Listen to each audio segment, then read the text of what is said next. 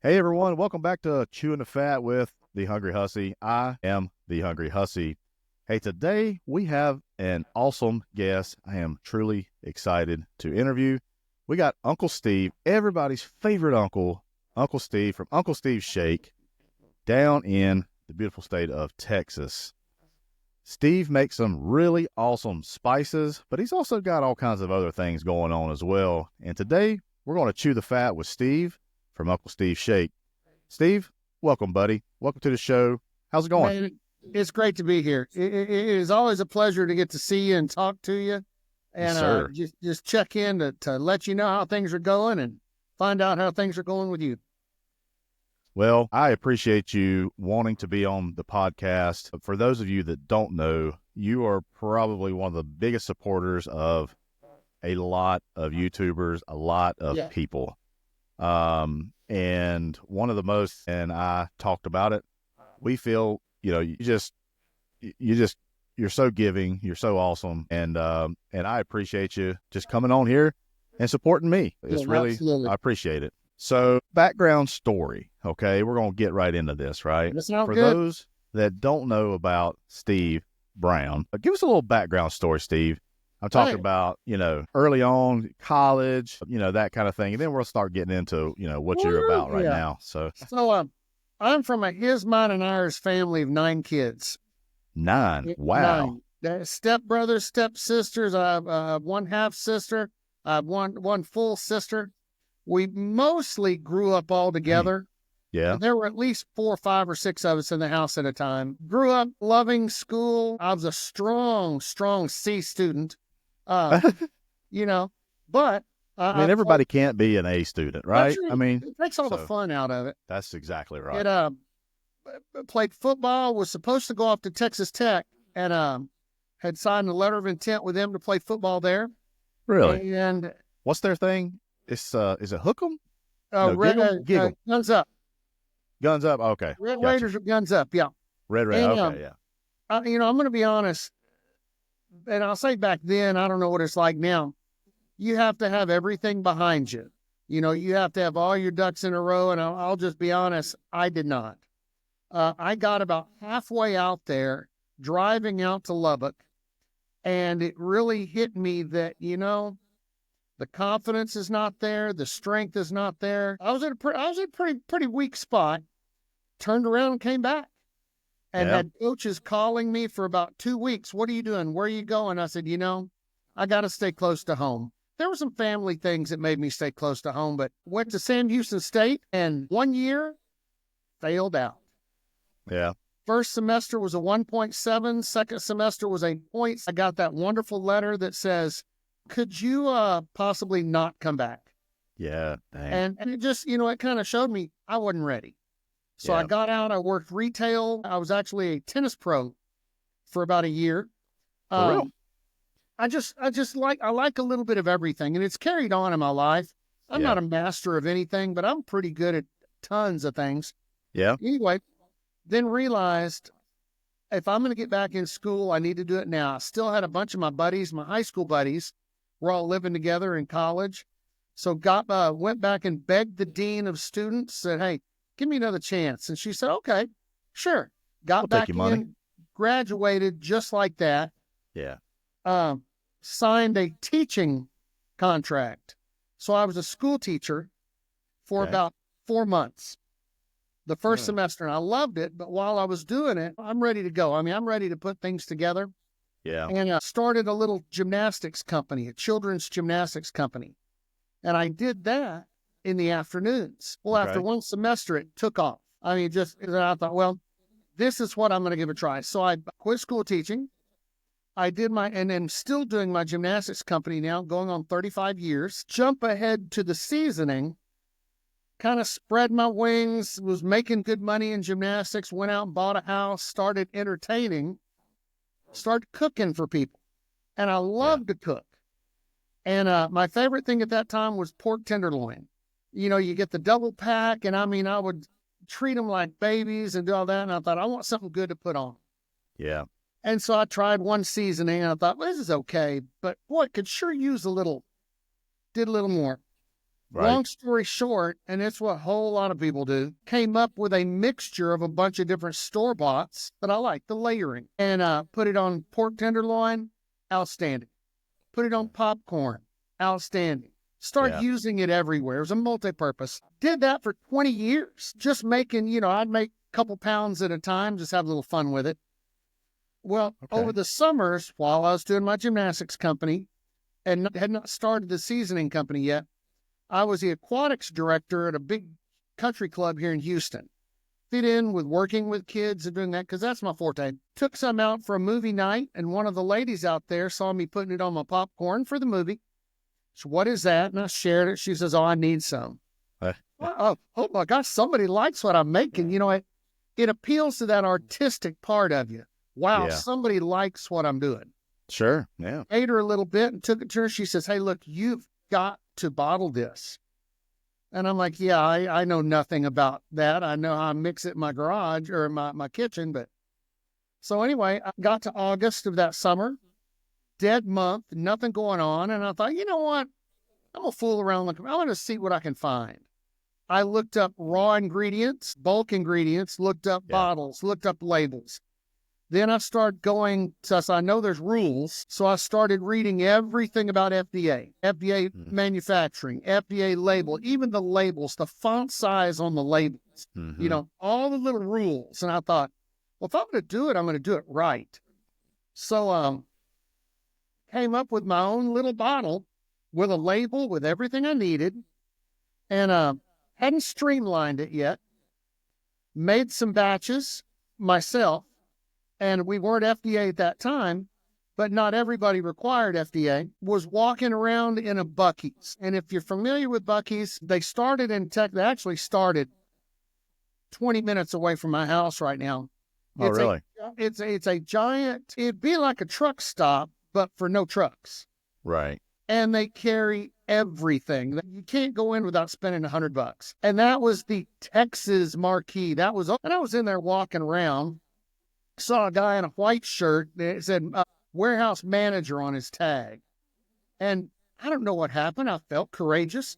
Walked up, said, "Hey, buddy, I have a product that will go great in Buc-ee's. It's Texas-based. I have the Texas flag on the label. Man, this is all Texas. Texas made everything." I said, "How do I get it in this store?" He said, "Well," and I'll never forget, he said, "So you wait until there's a big storm outside, big storm, and you go run around out here in the parking lot with a metal pole. If you don't get struck by lightning then, you go on our website. There's a place for prospective vendors. You fill out all the information, you send your product in, and then you'll never hear from us." And I'm like, well, what good is that? Thanks, buddy. He said, "But on the rare chance that you do hear from us, we might like it." And I said, "Well, okay, I got that part, the website. What's this about the storm and all that?" And he said, "Look at this store." He said, "Do I have a single inch to put a new product?" Yeah, dang. No, he said, "It's hard to get in." He laughed. He said, "That's all I'm saying. It's hard to get in." So I followed his things. I sent off my original, which what I made evolved into my original. Now, I also had what's called the spicier, because all my buddies ragged me about, "Man, this is good, but I want some heat." Yeah. So I did up those two. I sent them into the Buc-ee's office. About a week later, I get an email because they don't communicate by phone. I got an email saying, "We love this. We want it. What's the cost on it? How do we place the order?" And of course, I went from 0 to 100 miles an hour just like that. Yeah. I was, "What, you want it? What am I going to?" And I dove in, devoted everything I could, got them stocked with those two flavors. Yeah. And from then on, we've just continued. So we did that. That was right before COVID. Okay. That was what I was going to say, is it when was that with COVID? Because that's whenever I kind of started knowing about you. Yep. Well, that's what happened. I hit COVID, or I hit that, and I had a little website, but it wasn't a functioning. It's an information website, and it said, "Hey, if you want to order some, call me. Here's my phone number." COVID hit, And my gymnastics company that had been paying bills for about 30 years, that I bought a big house, I had a family, a wife and kids, that was my support. Yeah. Went from 400 students a month to 0. Oh. Now, I don't just mean, I don't mean, well, we're low on business. I mean 0. I had nothing, no income, because I operate in schools and all the schools shut down. That's terrible. I had nothing. And, I mean, you talk about aging 10 years in 10 minutes. So I started hunting for jobs. And while I was doing that, I thought, all right, I'm making a little bit off of Buc-ee's. I'm going to blow this shake thing up. I'm going to see what I can do. I got on every website, every podcast, but I tell you where it started on the internet was with Papa Texas. While I'm putting this stuff together right before COVID, I mean like 6 months before everything shut down, I get an email from a guy named Papa Texas. He said, hey, I got your stuff at Buc-ee's. I'd like to do a video on it. And knowing nothing about any of the podcasts, I'm like, really? I wonder what he wants. I mean, is this like, I need a car warranty? Hey, I heard you have a car. You need a new car warranty. So I emailed him back, well, what does it involve with me? What do I need to do? Meaning, what do I have to pay you? He emails back, nothing, I have the seasoning. I was just going to ask if I could have your permission to do video. And I was like, yes. Yes. Well, that was mighty kind of him. Papa Texas is a really good guy as well. He is an outreacher. He is a grower. I mean, I owe my start on internet, online, because most of my advertising is social media stuff. I owe him that very start, and so he was doing that. He had a video come out. He did some of that. Well, then I get a call from, he says, hey, I saw your video on Papa Texas. You're new, you're upcoming. And he and Dutch were doing their show. He said, we'd love you to come on. Yeah. And of course, again, this is first time. This is all new to me. I'm like, I can play solitaire on my computer. That'd be great, And so he got me in. Right before I did his show, I get a call from Johnny Maggs. Oh, yeah. And he's doing his, and he says, hey, listen, I saw the Papa Texas, and I was saying, hey, I'd really like to book you. And I said, and I'm a fiercely loyal person, almost to a fault. And I said, gosh, I'm already signed. I've already agreed to do this show with a guy named CJ. And he goes, oh, yeah, CJ. He says, well, as soon as you do that, then you can do mine afterwards if you want to. And I'm like, yeah. That clicked me onto the idea of that's how to get out in front of people. That's how you get your stuff there. It's the next best thing to handing somebody a bottle and saying, hey, smell this and taste it, and getting the seasoning in their mouth. Because that's the secret. The power of the internet is amazing. And I'm a firm believer too. Good things happen to good people. You're good people, all these other people. And it just, and at some point, Johnny Maggs, he knew CJ, he knew Kent, they were all intertwined. I think it's just a good snowball effect, especially when there's a good product. It is. And, you somebody that, like myself, I don't push something if I don't like it, I buy your seasonings because I love them. And I love it I love that competition pig powder. That's my favorite in the world. Yeah. Do I have my own stuff? I do, but I like your stuff. So, and I'm going to tell you, there's every kind of flavor need in the world. You won't use the same stuff on one as you do another. And I had a buddy jump on me because we're up to 18 flavors now. That's wild. I don't know how, you keep it all straight. I know some are just like a base and then you add something to it. That's almost exactly what it is. That sun's killing me. You get a little sunshine there. Yeah, it's like I got a window right here, and it's like the blind is, it's very disturbing, but oh well. Yeah. So out of all the flavors, I have 3 that are standalone, meaning everything that goes into them is not from anything else. Everything else that I make starts with a base of either original or spicier. And I actually have a company make that for me and send it to me in 250-pound barrels. Now, they they also do my co-packing on a whole bunch of the stuff that I need co-packers for. Yeah. But from there, you make an adjustment here, an adjustment there. The Kent came up with the competition pig. And he called me. Don't tell him that. You Well, should have said. No, he knows. In fact, you should have said somebody else, because it makes his head like bigger than what it is. Bigger than it already is. And he's got a melon. I mean, he's got a gourd head. I don't know. His neck has to be the strongest in the world to hold that thing up. He doesn't wear the hat. He wears the box it comes in. Anyway, he'll love that. So, so he called me and he says, okay, I've got something. It's awesome. I'm going to compete with it. And he said, I took a little bit of this, a little bit of this, a little bit of this, and I mixed them together. And I said, okay, don't tell me you mixed it together. Give me portions, because the measurement has to be perfect. So he did. I said, okay, let me see what I can do in tweaking. So I got it back together. I got everything he did. I tweaked it. I got it together. I made a couple of little adjustments for flavor base, and that was the pig. The pig came first. I had competition pig, and I thought, well, I need a competition cow and a competition bird to go with it. Yep. So we, and I researched like you wouldn't believe. Every big cooking video that I can find, I watch, and I listen to the comments of who's cooking. And then I go, and when people are posting that they're winning contests, I look at what the pictures of their food, and I look at grain size.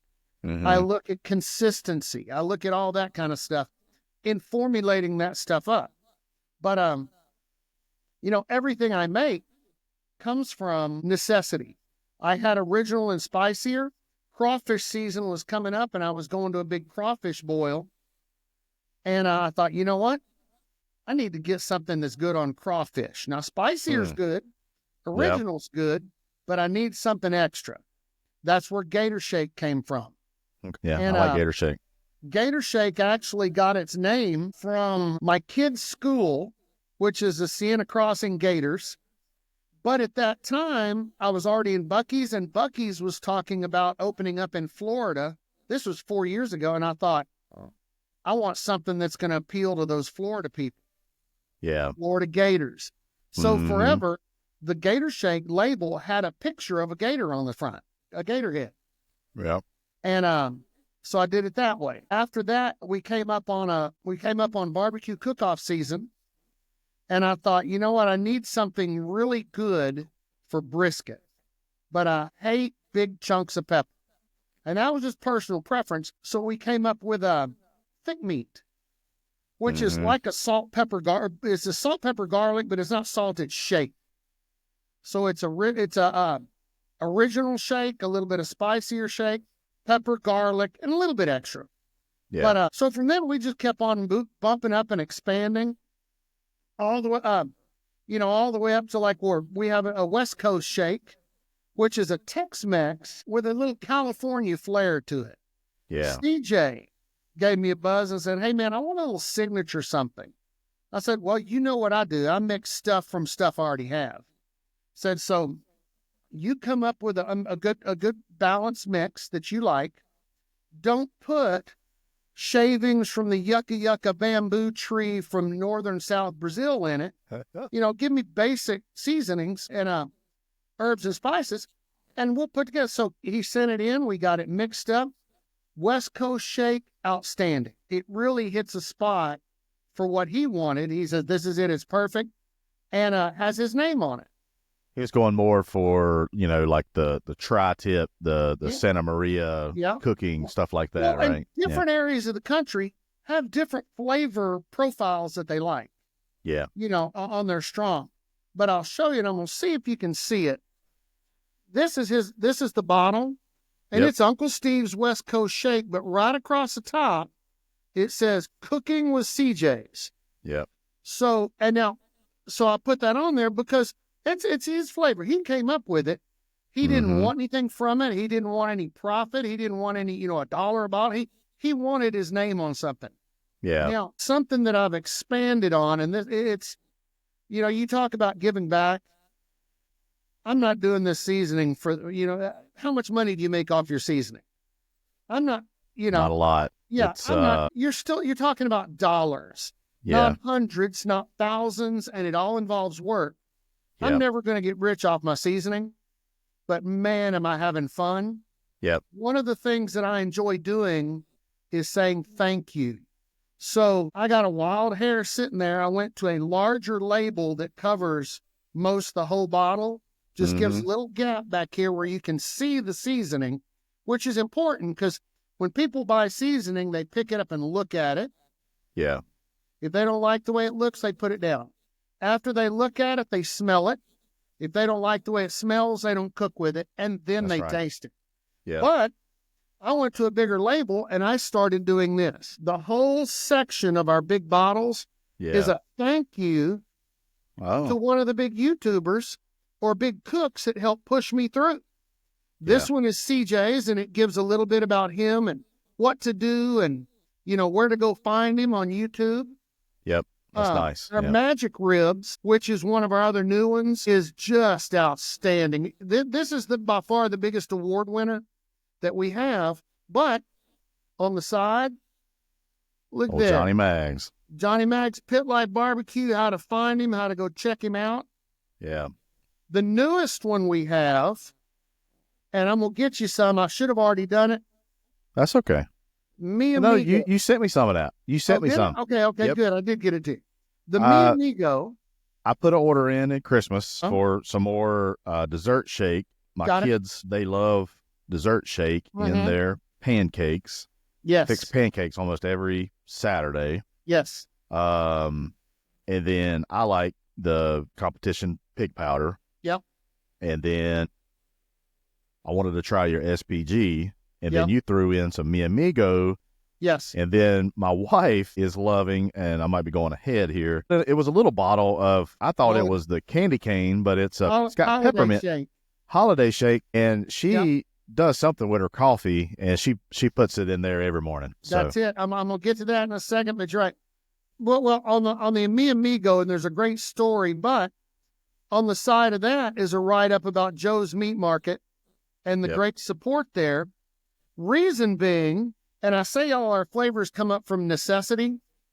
I was going down to Dallas, and every time I do, I call Big Rome and all the Texas barbecue chapter guys.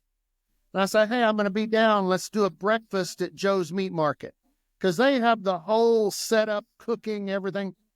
Oh, nice. And he said, man, do you have anything with jalapeno? And I said, no, because I don't like jalapeno.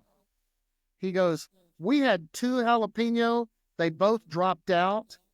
We're dying for jalapeno. I said, man, I'm okay. I don't like jalapeno. Well, in general, you don't like, do you like spicy? Most Texans are like, give me some heat. No, I'm a big Sally. I don't like the big heat. Yeah, me too. I'm not a spicy guy. And heat sticks with me for hours. Yeah. So sometimes into the night too, you got to pop a Tums. Zantac has finally come back out with some. So yeah, between those. Anyway, so I show up down there and they're doing a big thing and they always make me feel like I'm somebody special. So I get there and I say, come on, let's go in here and let's sit down at a table. I bring in a box that's filled with a whole bunch of different seasoning bases. I said, let's make something jalapeno. So I took the West Coast shake, percentages that, because that's my closest to Tex-Mex, percentage that out, added a couple of things, mixed it in just a bowl. Yeah. But wrote down what we were doing. By then, we had 15 guys standing around us. They all sampled it. Well, it's good. I said, now, how do we change it? Long story short, 20 minutes in, we get it. And the way I know the way that I know we get one is when people try it, they don't talk. Yeah. They're speechless. They're just. Yep. They like it. And so, talk about a solid R&D session. Oh, absolutely. For a rub when you got 15 Texans. Yep. And you're trying to hone a Tex-Mex rub. So that's it. And they run a Tex-Mex. So yeah.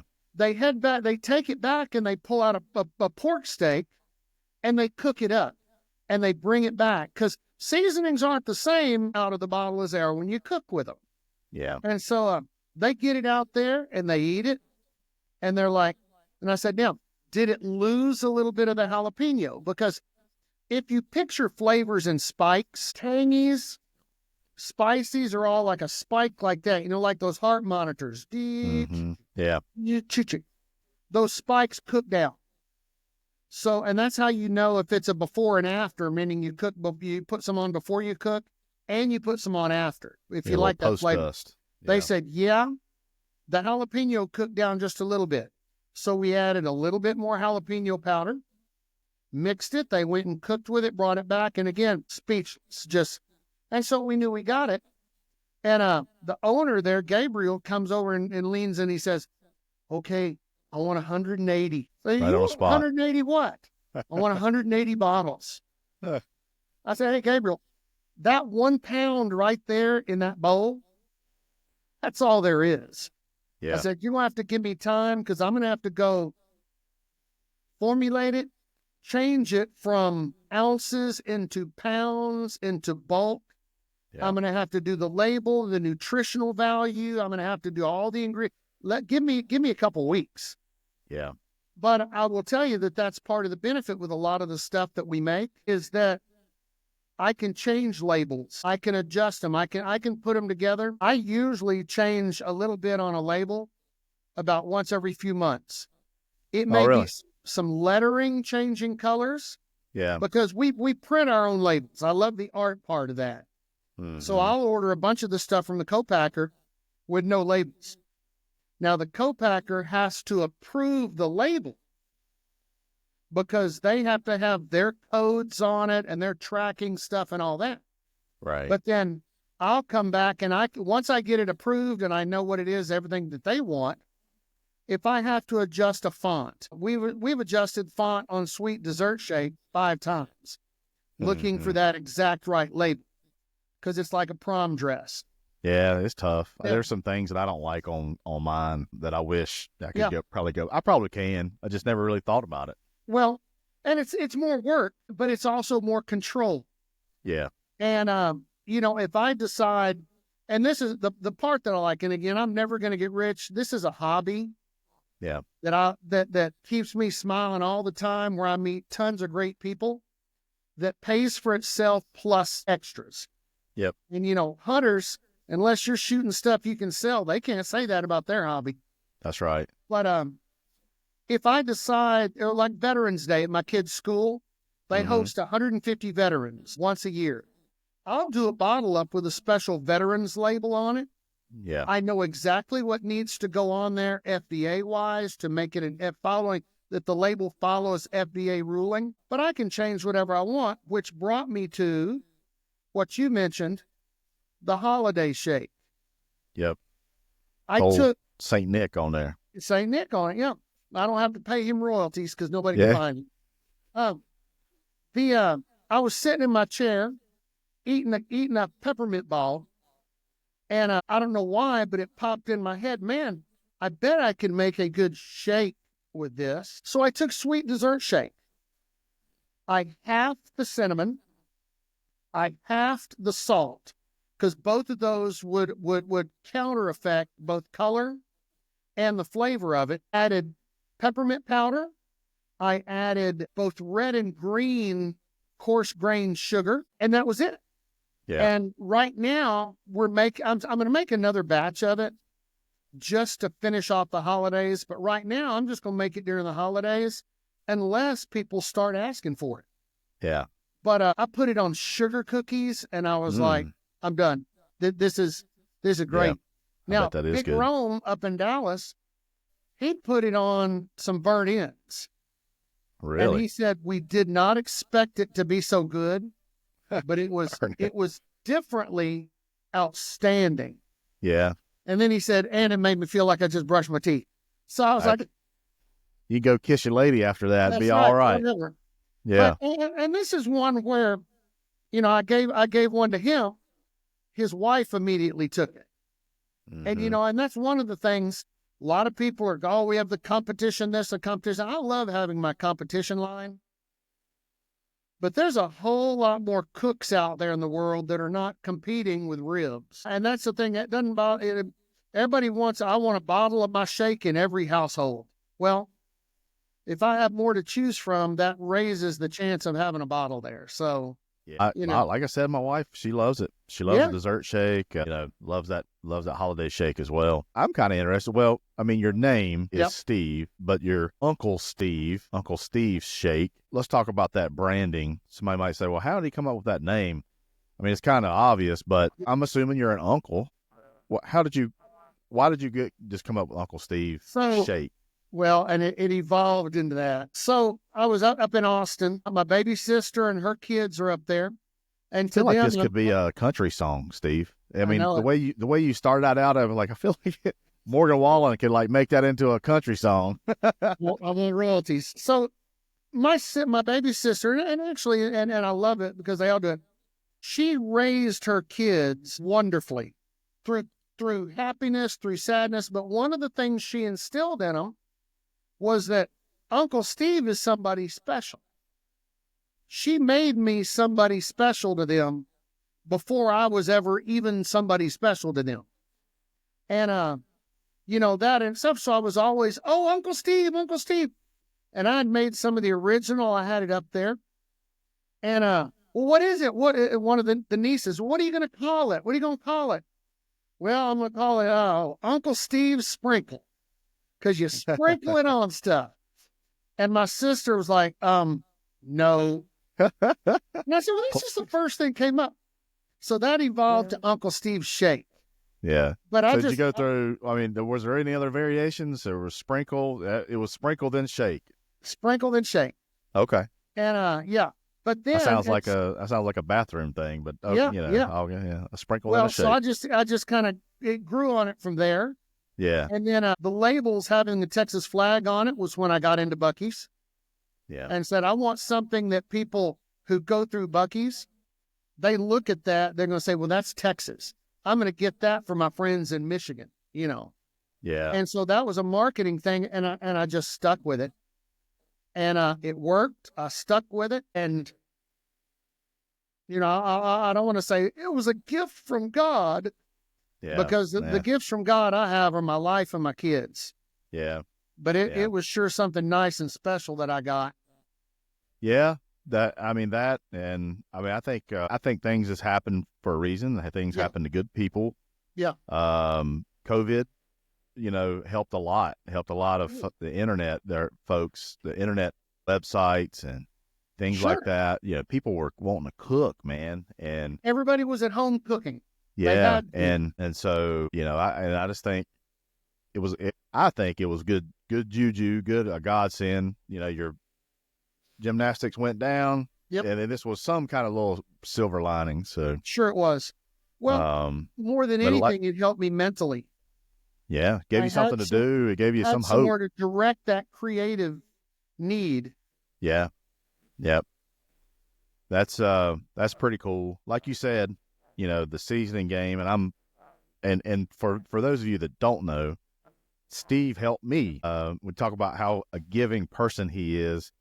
Whenever I was trying to get my seasoning off, even though he could have looked at me and said, "This guy could be a competitor of mine," but he didn't. He said, "This is what you can do to do this, this, this, this." He gave me so much information. I was on information overload. I had to call him probably 3 other times to get crap right. So this goes to show you why he's supported widely, why he's loved by many, including myself. He's just a giving guy, and he helped me a lot to get my seasoning off the shelf to get it onto shelves.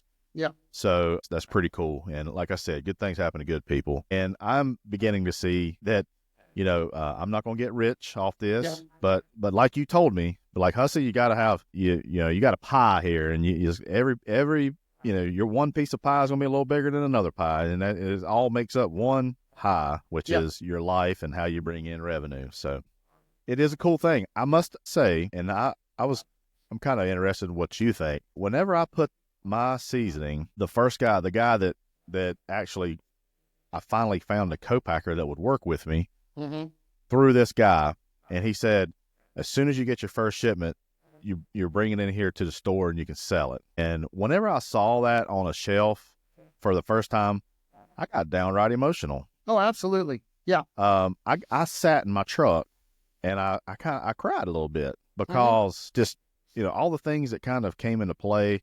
A lot of work went into this stuff. People don't understand that. Our names are not McCormick, Exactly. So Exactly. it's a lot of work. And, I sat in there and I just, I really thank God, I was like, man, these people just helped me. And what's weird is I didn't get that way hitting 100,000 subscribers on YouTube. I didn't get that way. I was just like, well, what next? But having this product with your name on it, and that's going to go in somebody's spice cabinet, and they're going to use that, and hopefully they're going to enjoy it. It's pretty cool. There's a meaning behind it. And I don't know if videos that I do, now don't get me wrong, I enjoy hearing people saying, Hussey, you got me out of a dark spot. I really like your upbeat personality. I like your comedy. Gets me too. But man, whenever I brought that to market and people, gave me a shot, it's pretty emotional, pretty good. Absolutely. So I imagine when you saw that in Buc-ee's, that was probably a big accomplishment, because that's big stuff. We took pictures. My family took pictures. My friends, and still, I encourage people. You ever go to Buc-ee's, find it, take a picture with it. Just for fun. I started when I found friends that would go on vacations. I'd send them some. Take it on vacation, send me pictures. I have pictures from England, France, Spain, everywhere you can think of. Big Ben, somebody holding up a bottle of shake with Big Ben behind them. Yeah. That is just, it gives you that, man, I did something that other people like. It's not expensive. Nope. The bottles, it's not expensive. It's not, but it's a really cool thing. We are getting our Buc-ee's in North Carolina. We're going to get our first one very soon. And hopefully I'll see it there in our Buc-ee's in Mebane, North Carolina. I think it's going to be done this year. Oh, yeah. So, I'm sure I'll get the write-up on when to ship to them. Well, I hope it is. And as soon as I actually work, I don't work. I work out of my house, but I have to go up to Mebane monthly, so I'm looking forward to the chance to whirl into one of those Buc-ee's and dropping a couple $100. When you get in, just give me the list of the things you need to get for sure. All right. So I will do that. I will certainly do that. Was there any, we got a lot of the story, were there any mentors, family recipes, or traditions that influenced it? It was just mainly, it was all in just what curiosity. Curiosity and what I think tastes good. And other than the couple that I have, they're a little too spicy for my love. I don't mix stuff that I don't get behind and think it tastes great. Like you said, with the pancakes and the sweet dessert shake, I just did that yesterday and was sitting there thinking, this is some of the greatest, these are the best pancakes I've ever had in my life, I got my church, have once a month, we have it's called Wesleyan Men's Group, and we're doing pancakes. I'm doing the cooking. And so dessert shake is coming with. That's one reason why I needed to re-up. Going to do some dessert shake with some blueberries and that kind of thing. So I'm going to church it up. That's how I'm going to church. I'm going to church it up with Uncle Steve's. That's the way I do it. I love it. Hey. Yes, sir. The church I grew up in Dallas, I mean, it was a Baptist church, and we were there Sunday morning, Sunday night, Wednesday afternoon, or Wednesday night, possibly Thursday night. My grandparents were members. We were members. We grew up, the whole family. Yeah. Well, we moved to Houston, so I wasn't there anymore. And about 6 months ago, I was sitting in my chair thinking, man, I miss those people. Most of them are gone, but ordered up, got together 9 cases of shake and shipped it down there to the kitchen, to the church for Wednesday night suppers. Yeah, I said, nice. just do whatever. Now they called me and they said, well, we can't use some of them because they're too spicy for the old people. And I'm like, you know what? They might like it anyway, but they are Texans. Just, got to give it back. Yeah, absolutely. But I don't make stuff I don't really like. We have a sauce. We have one sauce. How's that been for you?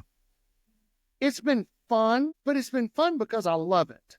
Mm-hmm. And people are a lot pickier with sauces than they are on the actual seasoning. It's a harder market. I make it myself, so we don't sell it in stores. It's called the sauce with no name. I like that. Because it's not, it can go on anything. Yeah. I've put it on shrimp. I've put it on fish. I've put it on pork, brisket, chicken, We got a Chick-fil-A up here next to me. I keep their lunchroom supplied with a couple bottles of sauce and then 2 or 3 flavors of shake. And, I carry one in the car with me. Mm-hmm. So it has been great. I will say we just finished a big cook-off here in Fort Bend County, and that's where we are. As much as I love all cooks, I do get a big kick out of my competitive cooks. And so I'll sponsor a cooking team if they're in big cook-offs. And my deal is I'll sponsor you a couple of cook-offs and I'll supply your seasoning as long as you fly my flag. That's all. You don't have to tell people that you're using it. You don't have to brag about it. Use it and fly my flag. As long as you are walking, that's usually 1st through 5th. Sometimes till 10th. As long as you're walking and winning some awards, I will keep supplying you. If you get where you're not winning ever, you might have to pay half price. But again, it's as long as you fly my flag. Well, this last Fort Bend cook-off, I had 6 teams that I was sponsoring out of about 85. 2 of them were beginners. And with competitive cooks, you don't win if you're a beginner. It takes time to learn it, to graduate, because competitive cooking, completely different from backyard. Yeah. But out of my 4 competitive teams, they won first brisket, first ribs, first chicken, reserve grand champion, and then a handful of second and thirds, using a layer mixture of magic ribs, SPG, and Mi Amigo. Jalapeno, just a light dust of that. Yeah. And they all used almost exactly the same. So, for something like that, I was walking around on awards night feeling like I was somebody. Well, you are somebody. Look at this, And, But, I'm the man. With the competition stuff, it's so different than regular cooking. Now, I got a kick out of that. I get a kick out of watching. I got a couple ladies that do tons of cooking on their website, and they'll send me videos and things like that with big, this you had 100,000 views on it or something like that. CJ knocked out a smash burger with cow shake on it that had over I think it's up to 3.6 million views. Wow. That was what hooked me like a fish. Yeah. On the power of the internet. Because for 4 seconds in that 60-second video, he held up a bottle of cow shake and did that. But I get such a kick out of all the things like that. That's what keeps me fueled. Yeah. We just surpassed $1 million in sales about 6 months ago. Wow. Nice. Now, that's before expenses. That's before costs. It's just $1 million in sales, and that's over 9 years or 8 years. Mm-hmm. And of course, the first question was, well, where is it? Where'd that money go? Because, you're making a couple bucks each off a bottle. Yeah. That's a lot of bottles sold. Yeah. But the inner, like you said, seeing your bottle on a shelf, the inner warm feeling of, oh my gosh, made something that people like. Yeah. And on a consistent basis. I've made kind of a big decision over the past 6 to 8 months. I had opportunity to go in 2 big box stores and really go to another level. I don't want to do it right now. Yeah. I have my life. I have my 3 daughters that need a dad that are in the, and I just turned 61. I started thinking, how much energy am I going to have when I'm 71? Yeah. I don't want to blow all these summers with my daughters. Yeah. I want this time with my kids. And so I kind of had to reevaluate what I enjoy the most in doing this. I don't want to spend 5-10 hours a day on a computer banging out orders, shipping all over the world, making 75 cents or $1 a bottle profit. I enjoy crafting. I enjoy, crafting the seasonings. Mm-hmm. I enjoy dealing directly with people. If somebody orders, if they write something to me in the order notes, I get the order directly. I'll call them. If they write, we love your seasoning, I'll get on their order and call them. Hey, it's Uncle Steve. I just want to say thank you for something nice. Yeah. To me, that connection absolutely. it's just so amazing.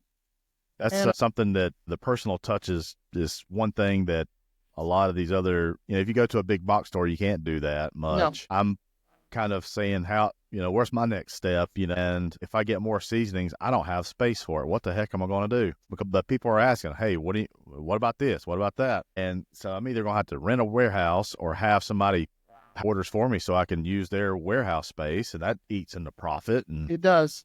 I don't know what Everybody to that do. touches a bottle of your seasoning gets a cut of it. Yep. So, I can totally get that, and getting the orders, and I'm not nowhere near you, but I can sympathize with you. It's a burden sometimes, Yeah. but it's fun. And the notes are awesome too. That's a really good touch as well. And again, the reason that's how, people out there listening to this podcast are probably trying to build a brand or trying to learn more about something. That's one thing. You just nurture your people, and it works. You ever got to the point where it's like, crap, I can't turn back now. I got this. My gymnastics company has come back to be as big as I want it to. But yeah, the shake company I can't shut this down now. I know. There are days I don't want to do it. Yeah. But, I'll say, okay, you know what? I don't want to right now. Tomorrow morning, I bet I will. It's because your plate's full. I mean, yes. your gravy's dripping off of the dang plate, and it's like, you're just swamped, you're tired, at the end of the day, it's a selfish reason, but a good selfish reason, I think.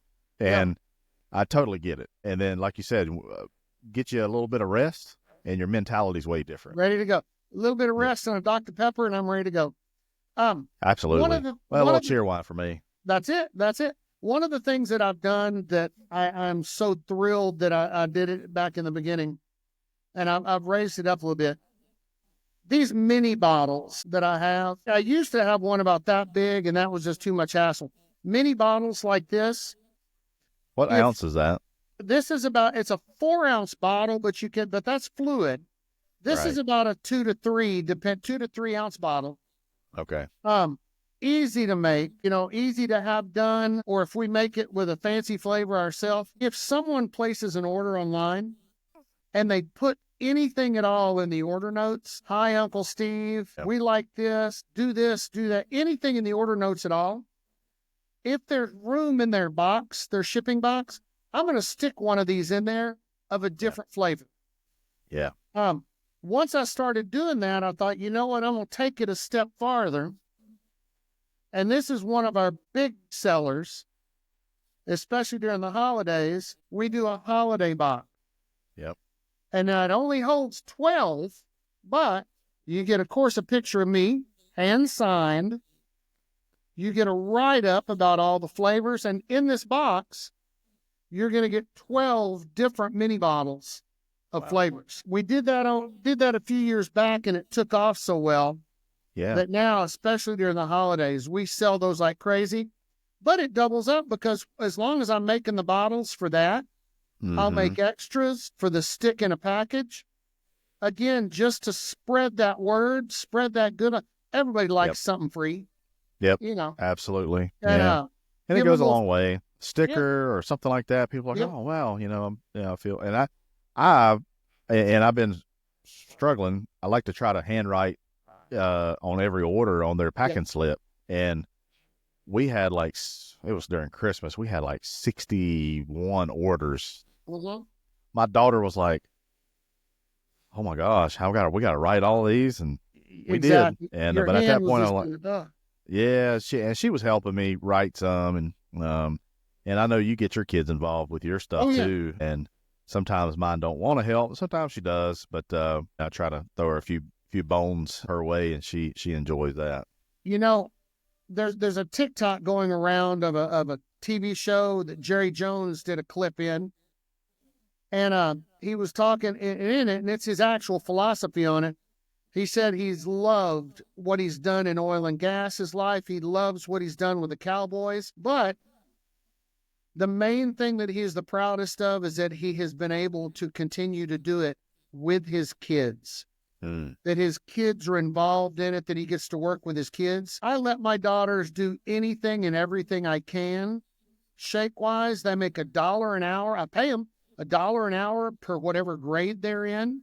It's a small amount, but they put the gift boxes together because they're not coming in direct contact with product. They put the gift boxes together, and I'll regular school year, I pay them 50 cents a box to put it together. Now, the 50 cents, number one, it saves me from having to give them money. During the holidays, I give them $1 an hour. $1 a box for putting them together because I want a better Christmas present from them. But they get involved. They love it. They're part of it. I swear, I'll swear that one of the reasons, and I'm divorced, unfortunately, but I think that's one of the reasons I lost my first wife. She got tired of being called Mrs. Uncle Steve.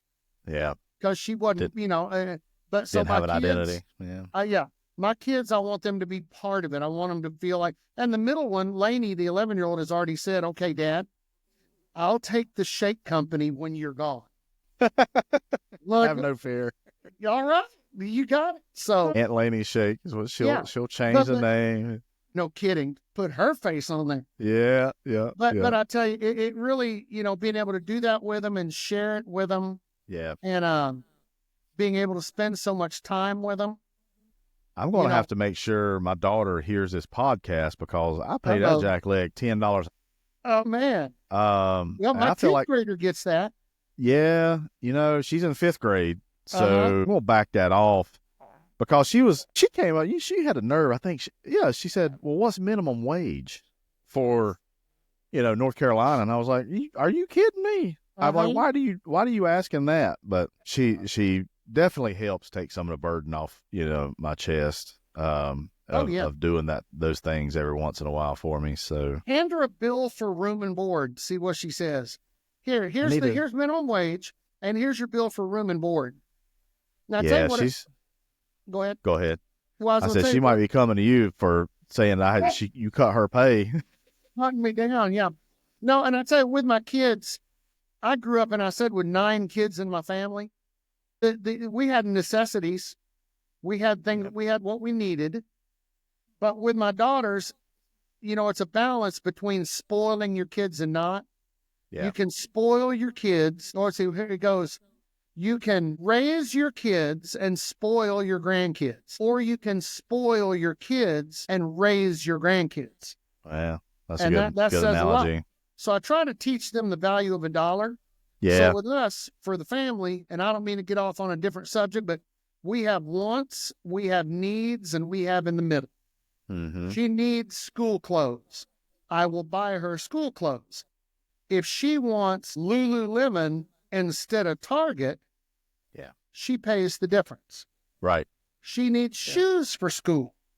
If she wants regular Academy tennis shoes, I'll buy them. She needs them. If she wants Nike, Dunk, Slam, whatever, mid-low, top, she pays the difference. So that way, and what I found is that whatever they have to pay half of on the fancy things, they take care of a lot better. Yeah. So she does really good. During summer, I was keeping a timesheet for her, and then what I want to, and this is totally fine to get off on these little bunny trails. I mean, this is life, man. I wanted her to want to help and just do it, and then have her feel good for I appreciate, it's like an appreciation of being helpful, And so the other day I handed her some money, and the boy saw it and he didn't like it. He was wanting the same amount of money. I said, well, your sister helped me out of a lot lately. Mm-hmm. And then I also owed her a good amount from when she helped me before. Yeah. And so this is why I handed her this money. Well, that sucker, he was ready to help whatever I needed. So, it's one of those things where you don't expect. She didn't expect to get that from me at that time. And I wanted her to know that I appreciated her for what she did. And that's a lesson too. Just help out, help Absolutely. out and things happen. So, but very cool. I like your method, and I might steal some of that too. Matter of fact, her timesheet, I'm going to dock it a little bit. I might go to $7.50 an hour now. Well, and keep square on that timesheet. I had a couple of high schoolers that did some stuff for me, and they would always round up to the nearest half hour. Yeah. Oh, we're leaving at 2:35. Okay, so 3 o'clock. No, Yeah. I can do the math. I'll figure it Yeah. out. Let me grab something real quick. All right. Um, Yeah. Those half hours rounding up turns into $20 an hour out of my pocket. That's real world. That's real world stuff. So Yep, that's exactly right. So you got 18 different spices, rubs in your arsenal and one sauce. Yeah. Are there any new things on the horizon, or are you keeping steady at 18 and one? I never expected to get past 16 because with my regular size, because I have two different sizes, we do a regular size and we do the big size. Yeah. And this will sound lazy. 16 bottles of the regular size fit perfectly in a 9x9 box. Well. So I thought, well, I need to stop there.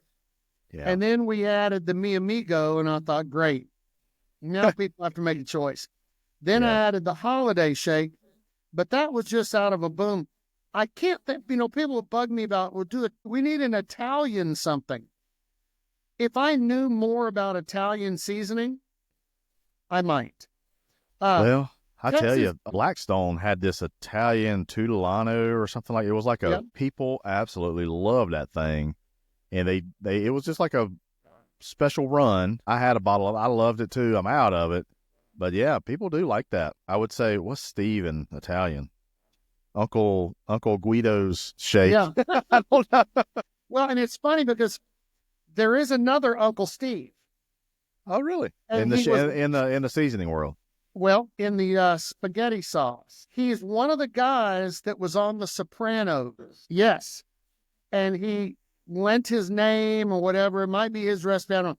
So when I started Googling Uncle Steve's, that popped up and I went, oh man, I need to learn more about trademarking. Yeah.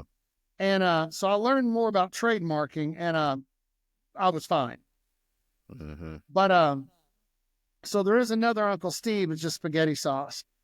But yeah, when I did my Texas Cajun, because I don't like spicy, I really had to do a lot of research on the Cajun, but I wanted to do it because, again, we were coming up on another crawfish season.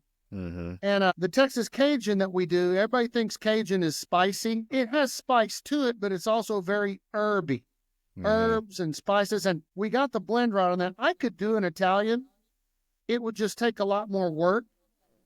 And who knows, since I'm doing it all, almost everything internet, I mean, Buc-ee's carries spicier, original, and gator shake. That's all they carry. Since I do it all online, really doesn't matter how many flavors I have. Right. As long, because all I can promise is that everybody's going to find something they like. Yep. My mind is just not in it, and I'm not going to try to force one yet. The holiday shake, boom, the second I thought about it, I thought, I need this. I need it now. Let's go. Yeah. Gotcha. We touched on vision for growth and all that, expanding into, bigger box stores. And it sounds to me like you're appeased with where you're at kind of right now. Do you want to have any more growth anywhere, or let somebody else kind of lend a hand to pack for you? I do, but not at this time. Yeah. My co-packer that I use is one of the biggest in the state. They're out of San Antonio. And it's real easy, and they've told me, as soon as you come up with something new. My thing is, I also like fresh. Yeah. And, I don't want, you look at all the minimums, I don't want to order 250 cases of something that I'm going to have to hang on to for too long. Yeah. And, you were talking about finding a co-packer. There are a whole lot more small co-packers that are opening up because they're seeing just how much business there is out there. And to be honest, if they have the ingredients and they have the recipe, mixing one is just as easy as mixing another. Yep. So it's all business to them. And every day that you flip on the internet, there's a new brand, a new flavor, a new something that's out. Yeah. But so the smaller co-packers, the problem is, and I talked to a big online cook about it, and I won't throw his name. I'll tell you later, but because I don't want to affect his co-packer. But he was having trouble dealing with his co-packer because every time a new order would come in, it'd be just a little bit different. And he would explain to me about what's different about it. Because they can order a pallet of pepper and they can turn around and order another pallet of pepper from the same company. There's no guarantee that pepper is going to be exact. Yeah. And, but he said, man, what do I do? And I said, well, and he took pictures. We were live video chat. And I said, they're saving money on pepper. And that's your co-packers. You know, your first few batches are going to be real good, but then they start looking, okay, where can we save money on this? The only place a co-packer can save money is ingredients. Yeah. So you've got to keep your eye on it. But there are tons of co-packers out there looking that have lowered their minimums. Mine with who I'm at is 250 cases. I don't know what yours is, but there's some that. Mine is only cases. Mine is only 50 for a custom. 50? Yeah. Well, see, but for them, I actually like that better because you can order it, you keep it fresh as long as you order in advance. So I'm down to 10 cases, I'm down to 20 cases. Let me, pop an order. Yep. You don't sit on it that long, and it keeps rolling. But and the small guys will end up taking better care of you. Yeah. For a small one. Like you said, we're not McCormick's, so we're never going to be gazillionaires. You okay? Oh yeah, I'm good. So just readjusting here. Yeah. So, but yeah, that's perfect. You've got now, that flooring. If I was to they got some they got some rubs and stuff that I could private label. Those minimums are even less, like 25. Wow. Yeah. But mine's custom. It's a little bit more per bottle. It's my signature stuff. But yeah, it's only 50. And now, of course, the more you buy, the cheaper per bottle. You kind of drive that down. So, but yeah, it's I was really surprised that their minimums were that small too. But yeah, they've been good for me. It seems to be that I had one issue, but what that did tell me. It wasn't really an issue. The issue was with the supplier. Was Morton salt plant in Canada were on strike, and I needed salt, and they used Morton kosher salt because I used Morton kosher. That was my recipe, and that's what they actually used in their plant too. And they had Morton plant, I think, was a coarser salt, and I hated that salt. But that was really all they had. It wasn't a cost preventative or a cost out initiative for them. It was just, hey, we can't get this salt, and then maybe they had to get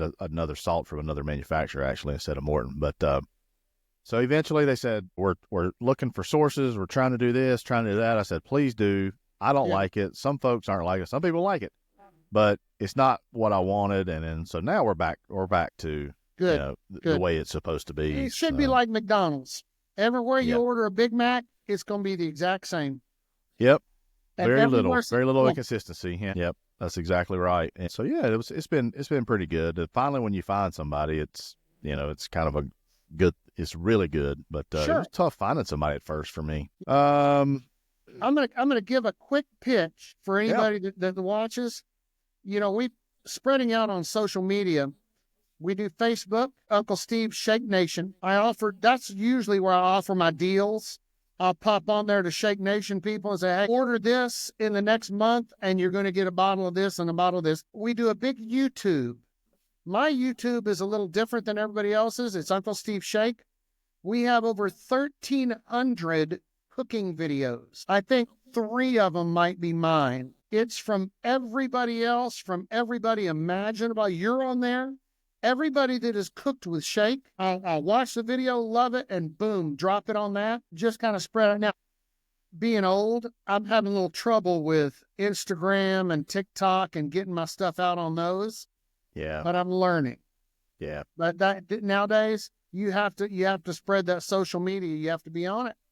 It's so hard. It's so hard to do everything. It's so mind-boggling sometimes. TikTok, it pretty much just don't give much love for me. Yeah. How I even got, I'm like, I got, I don't know, 30,000 followers or whatever. I don't know how that even happened because this is merely an afterthought. But, but anyhow, Yeah, we'll for sure look down in the show notes on this. I'll have, your Facebook, your YouTube, Right. everywhere we can find you. Then when we wrap up too, we'll make sure we'll reiterate this as well. See, we're at an hour. We'll start to wrapping this up right here in a minute. It's good talking to you. I could probably go forever. I'm trying to. CJ's was like really long. I was like, crap, this is really long. But people are liking it. So, Sure. I'm trying to go from anywhere from the hour and a half to, 45. So what is any kind of fun or surprising personal facts about Uncle Steve? I don't know. Well, I don't know if I like that laugh. Yeah. So I had to quit my pole dancing job at the old folks' home.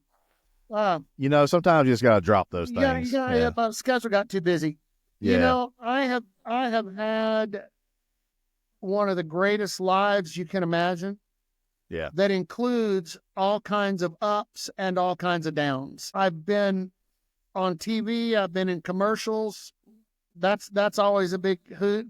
Long before Shake, Kent has a picture that he floats around because, boy, I was a model for a while. So he has a picture. We call it the Sexy Steve Shake. Ooh. And it has a modeling picture on there. I've just had a ball. This whole, especially with the Shake stuff, the pleasure I have gotten out of this, I would gladly have paid for. The experiences. People ask me what I do for fun these days. Man, I have fun with the Shake, fun with cook-offs, going out and hanging with the guys. We have the Houston Livestock Show and Rodeo Barbecue Cook-Off coming up late February. Mm-hmm. I'll have 7 or 8 guys staying here at Papa Texas will be here.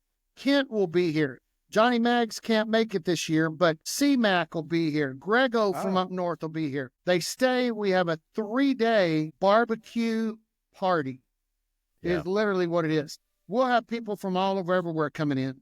I enjoy seeing that every year. And like I said, you throw the biggest, everybody says Steve throws a party. And it does. Well, and that, it goes with the cook-off, but it's just part of it. We meet over here at the house before cook-off, after cook-off. And one of the neat things is I have a huge grill it's a Frankenstein grill. I got an old Viking grill and custom did everything, made this part, did this, did that and a Blackstone, an old beat up Blackstone out on the patio. And I start cleaning that a week before everybody gets here. But the neatest thing about it is everybody's a cook. Yeah. So everybody is making stuff. One of the days I'll do a giant shrimp boil.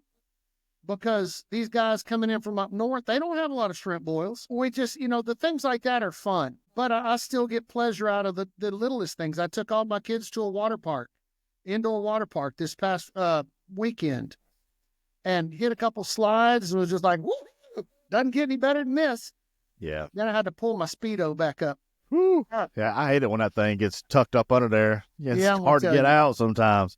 But yeah. So now I'm kind of wondering, since you're not doing the pole dancing, now I know where the Shake actually came from. That's right. That's right. Dun, dun, dun, dun. Dun, dun, dun. It's more of a sway than a shake. Yeah. Yeah. And that's like, no one's done it in a while. A lot of and I'm so glad you're doing this, and I'm so glad you do your live chat, because there's only a few live podcasts that are still going right now. Yeah. Some of the connections, one of my favorite things to do is making people videos on their birthday. Things like I made Josh and Babe. Yep. I made him one on his birthday when he was going through some of his health stuff. I was in the shower.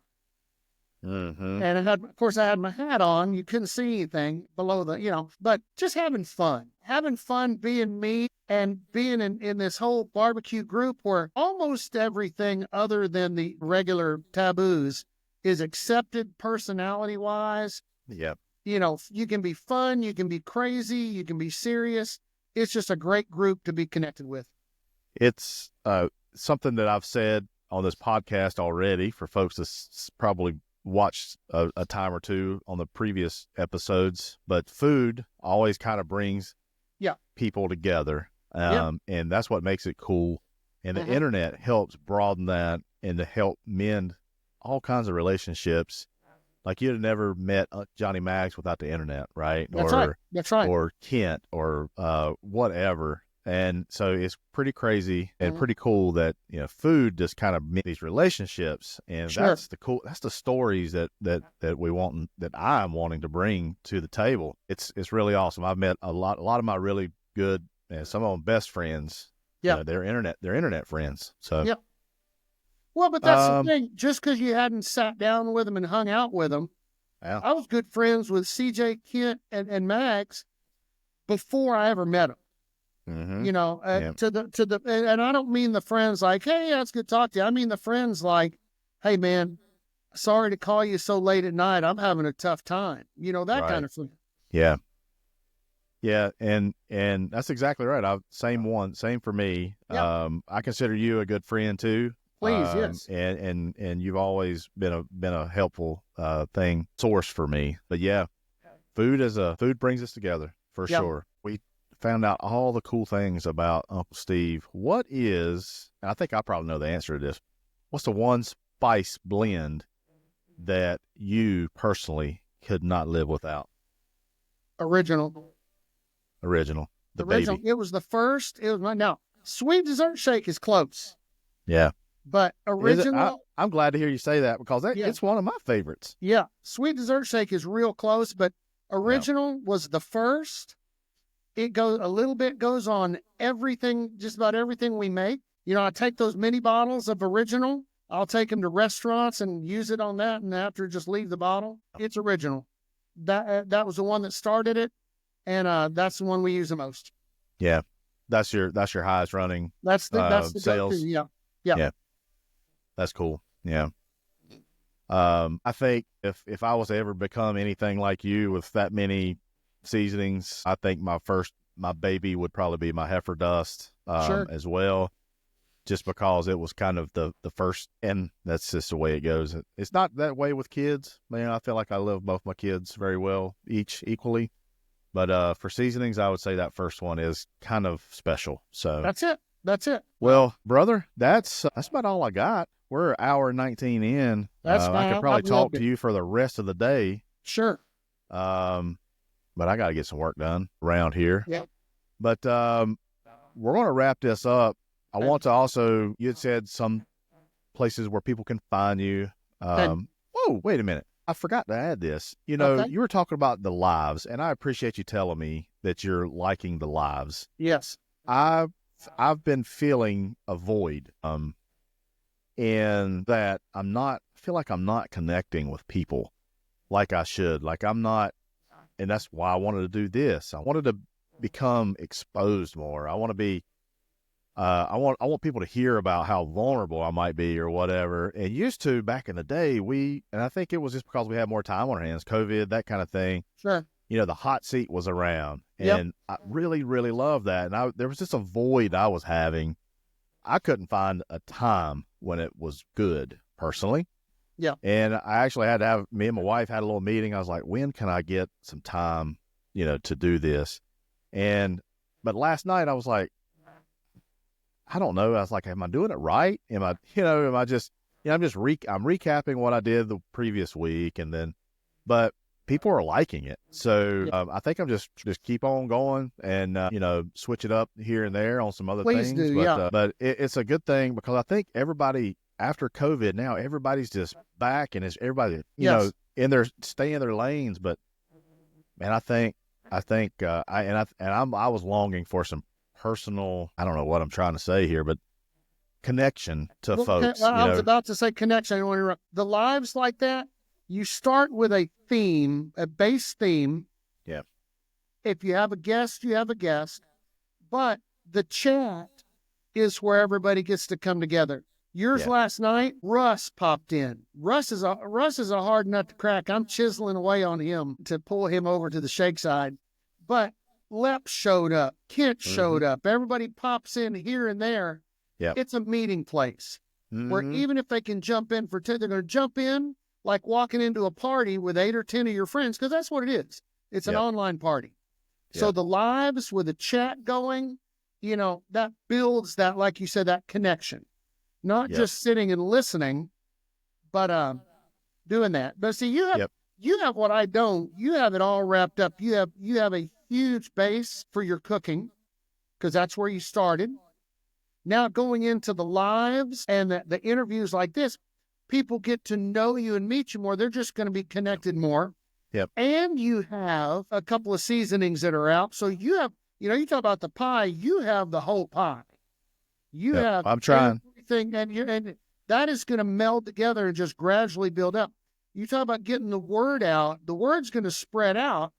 Every time you do a video at the end, when you say, don't forget, check me on this live, check me on this, let's get together, come talk to me, that's all going to grow so fast that pretty soon you'll be, what do I got going on here that this is going to take a lot of time? But you the ball's rolling for you. You got to do it. Yeah. Well, sometimes I feel like a dang three-legged cat trying to bury a turd in a sandbox, but it is what it is. And it's fun. It's very fulfilling. But I did want to say thank you for bringing that up, because sometimes you do things, you're like, is this really worth it? And it's just like this podcast. So I'm just going to let it go, and we're going to see where it takes us. Most of all, I love getting to talk to you more than I would any other time, Sure. So, and bringing you to other audiences as well. So, but I knew there was something and I didn't write it down. It popped in my mind. I want to talk about it. And then I knew I was going to bring up something. So I'm glad I remembered. Well, we're going to wrap this up, Steve, but I want to make sure everybody listening, I want to make sure they know where they can find Uncle Steve Shake. I want all your socials, Buc-ee's, all that, any other place where they might be able to find you. Okay. Make sure you note that here, and then I'll also, in my show notes, description and all that, you'll have your socials as well when this goes live. Facebook, Uncle Steve Shake Nation. Get on it, join it. Contribute to it. Don't just sit back and watch. You cook something with Shake, put a picture on there. You want to make a video of you cooking with Shake. I don't care if it's a Super 8 video camera and you're holding it like this and stirring like that. Make a video, send it to me, and I'll put it out all over everywhere. So Uncle Steve Shake Nation on Facebook, Steve Brown on Facebook. You can find me. I look the same. YouTube is Uncle Steve Shake. Hit on there. www.unclesteveshake.com is the website for all your ordering. Call me, email me, contact me if you have any questions. Any of the big highway Buc-ee's, they call them their travel centers. Right now, they carry Original, Spicier, and Gator. I've been there so long that I'm on a bottom shelf, so you have to look for it. But when you look for it, make a real loud noise and let them know, because it's good to be appreciated there. They shelf space according to different things, and I'm trying to increase that a little bit to make it worth everybody's while. But grab something at the Buc-ee's. I ship all over the world. Some places more than others. It's more expensive to get it out of the country, but I'll get it out there. Shipping is cheap. My advice, and not pushing sales, you're going to pay at least $9 shipping. Don't order just one bottle. Because for that same $9 shipping, you can order 4 bottles. And if you say something to me in the order notes, or if you mention Hungry Hussey, if you mention Matt, if you mention anything you mention that in there, if there's room in the box, I'm going to put something extra in the box. It's a sweet little deal right there. Just to spread that word. I appreciate that, sir. Always. Well, guys, that is it. Appreciate everyone listening to this episode with Steve. Again, find Steve. Facebook is his group or his main place. His YouTube, he always will share it. And he's also very generous whenever you order something. He's always generous to me. I always put in an alias name, and he always seems to sniff me out. But so that's a wrap, y'all, with Chewing the Fat with Hungry Hussey. I appreciate you stopping by. Head on over to unclesteveshake.com, where you can find all kinds of seasonings and, of course, make some good groceries. Yep. We'll see you next time, y'all. Take care. We'll see y'all.